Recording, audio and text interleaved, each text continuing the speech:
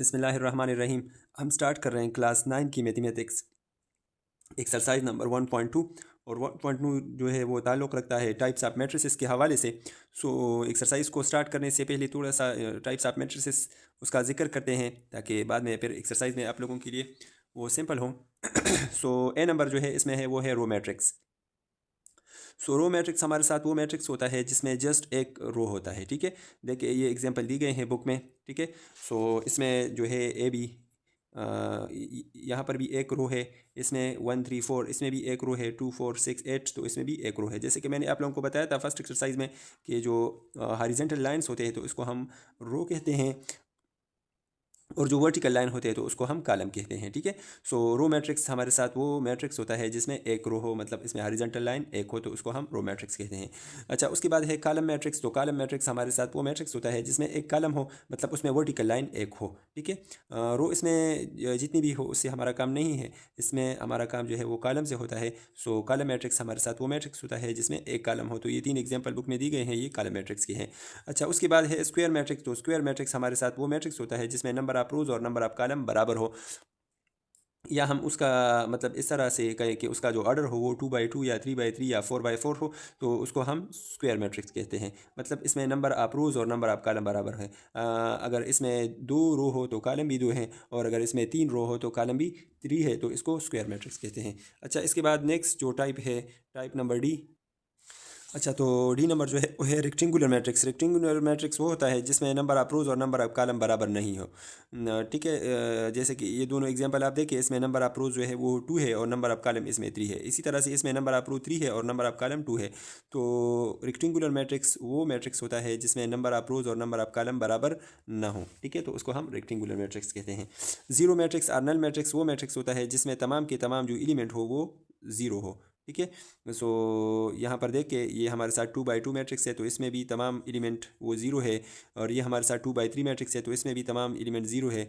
ये 3/1 है, तो इसमें भी तमाम ज़ीरो है। और 3/3, तो इसमें भी तमाम एलिमेंट वो हमारे साथ ज़ीरो है। तो ज़ीरो और नल मैट्रिक्स हमारे साथ वो मैट्रिक्स होता है जिसमें तमाम जो एलिमेंट है वो ज़ीरो हो, तो उसको हम नल मैट्रिक्स और ज़ीरो मैट्रिक्स कहते हैं। अच्छा, उसके बाद है डायगनल मैट्रिक्स। डायगनल मैट्रिक्स वो मैट्रिक्स होता है, ठीक है, ये आमतौर पर स्क्वायर मैट्रिक्स होता है जिसमें हमारे साथ जो डायगनल होते हैं, तो डायगनल में कोई नंबर होता है और डायगनल के अलावा जितनी भी एलिमेंट हो तो वो तमाम ज़ीरो हो। तो देखिए यहाँ पर 2/2 मैट्रिक्स में आप देखें तो इसमें हमारे साथ ये डायगनल है। ठीक है, ये वाला ये हमारे साथ डायगनल है, तो इसमें जो है डायगनल वो एलिमेंट मौजूद है और उसके अलावा जो है वो ज़ीरो है। ठीक है, मतलब एलिमेंट ज़ीरो है। एलिमेंट तो ये भी है, लेकिन ये डायगनल पर जो एलिमेंट है ये ज़ीरो नहीं होंगे, और इसके अलावा जितनी भी है वो ज़ीरो है। इसी तरह से आप देखिए दूसरे एग्जांपल को, तो इसमें ये 2 3 -5 है, डायगनल पर ये एलिमेंट मौजूद है और इसके अलावा जितनी भी वो एलिमेंट है तो वो तमाम ज़ीरो है।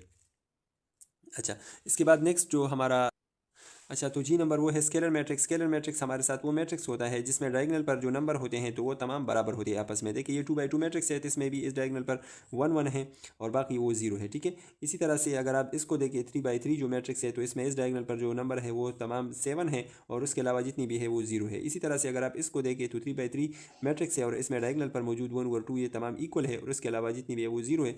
तो स्केलर मैट्रिक्स हमारे साथ वो मैट्रिक्स होता है जिसमें डायगनल पर मौजूद एलिमेंट वो बराबर होते हैं और इसके अलावा जितनी भी वो हो एलिमेंट तो वो ज़ीरो होते हैं। इसके बाद नेक्स्ट जो टॉपिक है, अच्छा, नेक्स्ट एच नंबर वो है आइडेंटिटी मैट्रिक्स। आइडेंटिटी मैट्रिक्स वो मैट्रिक्स होता है जिसमें डायगनल पर मौजूद जो नंबर होते हैं तो वो 1 होते हैं और इसके अलावा जितनी भी एलिमेंट हो तो वो तमाम ज़ीरो है। तो देखिए ये 2/2 मैट्रिक्स है, इसमें डायगनल पर मौजूद ये 1 है और बाकी वो ज़ीरो है। इसी तरह से इसमें आइडेंटिटी मैट्रिक्स में जो है डायगनल पर मौजूद एलिमेंट वो 1 है और इसके अलावा ये बाकी ज़ीरो है और इसको हम आई से रिप्रेजेंट करते हैं। आइडेंटिटी मैट्रिक्स को हम आई से रिप्रेजेंट करते हैं।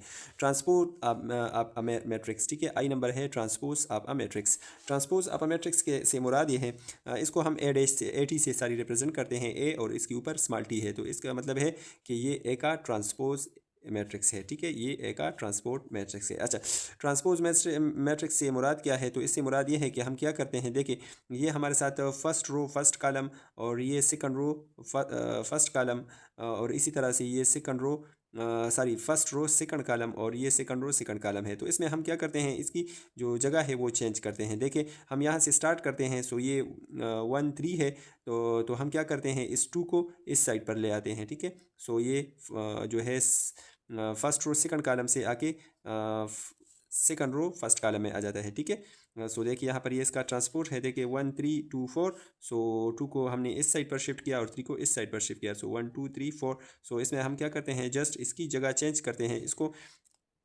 फर्स्ट रो सेकंड कॉलम से सेकंड रो फर्स्ट कॉलम में हम ले आते हैं, ठीक है। सो ये इसका ट्रांसपोज मैट्रिक्स है। अच्छा, उसके बाद है सिमेट्रिक मैट्रिक्स। अच्छा, नेक्स्ट जो है वो है सिमेट्रिक मैट्रिक्स। तो सिमेट्रिक्स मैट्रिक्स से क्या मुराद है? सिमेट्रिक्स में से मैट्रिक्स से मुराद है कि अगर लेट सपोज हमारे साथ एक मैट्रिक्स है ए और इसकी जो एलिमेंट है वो है 1 2 2 4। सो हम क्या करते हैं, इसका ट्रांसपोज लेते हैं। ट्रांसपोज मीन्स हम क्या करते हैं, जो फर्स्ट रो है इसको हम फर्स्ट कॉलम में कन्वर्ट करते हैं। देखिए ये 1 2 है, सो इसको हमने फर्स्ट कॉलम में कन्वर्ट किया 1 2। इसी तरह से जो सेकंड रो है तो इसको हम सेकंड कॉलम में कन्वर्ट करते हैं। 2 4 को हमने 2 4 इसी तरह से लिख किया। तो अगर आप इन दोनों को कंपेयर करें तो देखिए 1 2 1 2 2 4 1 2 2 4, मतलब दोनों बिल्कुल सेम आए। तो सिमेट्रिक मैट्रिक्स इसको कहते हैं कि अगर हमारे साथ एक सेट हो एक मैट्रिक्स हो ए और इसका जो हम क्या करें ट्रांसपोज ले रहे और वो दोनों बिल्कुल सेम आए, बराबर आए, तो इसको हम सिमेट्रिक मैट्रिक्स कहते हैं। तो इसी तरह से बुक में भी लिखा है कि A is equal to A transpose, या ये सिमेट्रिक मैट्रिक्स। इसी तरह से जो ऑर्डर 3 by 3 का दिया गया है तो बी मैट्रिक्स है। तो इसमें अगर हम क्या करें, इसकी जो फर्स्ट रो है इसको हम फर्स्ट कॉलम में लेके, सेकंड रो को सेकंड कॉलम में लेके और थर्ड रो को थर्ड कॉलम में लेके, तो ये बिल्कुल दोनों सेम आ रहे थे, तो इसको भी हम सिमेट्रिक मैट्रिक्स कहते हैं, ठीक है। इसके बाद स्क्यू मैट्रिक्स। अच्छा, तो नेक्स्ट जो टॉपिक है वो है skew symmetric matrix. Later suppose यहाँ पर हमारे साथ एक मैट्रिक्स है, मैट्रिक्स ए, और वो है 0 -3 3 और 0। हम इसका ट्रांसपोज लेते हैं। ट्रांसपोज मीन्स हम क्या करते हैं, जो फर्स्ट रो है इसको हम फर्स्ट कॉलम में लिखते हैं। तो देखिए 0 -3, सो यहाँ पर हमने लिखा 0 -3, और जो सेकंड रो है इसको हम सेकंड कॉलम में लिखते हैं, मतलब 3 0, ठीक है। मतलब जो फर्स्ट रो है इसको हम फर्स्ट कॉलम में लिखते हैं और जो सेकंड रो है तो इसको हम सेकंड कॉलम में लिखते हैं। तो ये इसका ट्रांसपोज है। अच्छा, अब अगर हम क्या करें, इसके साथ हम माइनस साइन मल्टीप्लाई करें, देखिए यहाँ पर माइनस साइन है, ठीक है। ए ट्रांसपोज अगर हम इसके साथ माइनस साइन मल्टीप्लाई करें मीन्स हर जो एलिमेंट है इसके साथ हम माइनस मल्टीप्लाई करेंगे। सो माइनस यहाँ पर प्लस है, ये दोनों मल्टीप्लाई होकर -0 तो नहीं होता, 0 ही आता है, ठीक है।